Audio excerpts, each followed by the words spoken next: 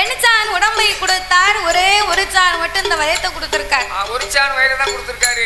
ஒரு சான் வயிறுன்னு லேசா நினைக்க கூடாது. என்ன ஒரு சான் வயத்தை கொடுத்ததுக்கு தான் நம்ம உலகத்துல இந்த பாடுபடுதோம். எனக்கெல்லாம் கூட ஒரு சான் கொடுத்திருந்தா இன்னொரு 10 இட்லி சாப்பிட்டுருப்பேன்.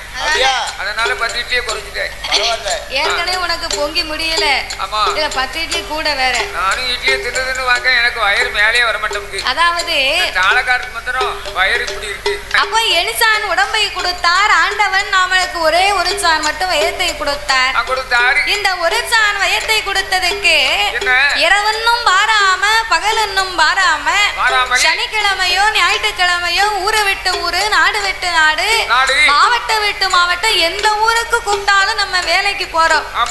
எல்லாம் எதுக்கு? எல்லாம் 2 இட்லிக்கு தான் இந்த பாடு. இட்லியும் சாப்பிடுவேன், துட்டு வாங்கிட்டு போயிருவேன். வேற எதுக்கு? அப்ப ஒரு சான் வயத்துக்கே நம்ம இந்த பாடுபட்டோம்னா கூட ஒரு சான் நமக்கு வயத்தை கொடுத்தா நமக்கு என்ன பாடு? உலகத்துல விளையக்கூடிய பொருட்கள் காணாது. அதற்காகத்தான் ஆண்டவே நம்மளை இப்படித்தான் படைக்கணும்னு உலகத்திலே சரியா படைத்திருக்கிறார்.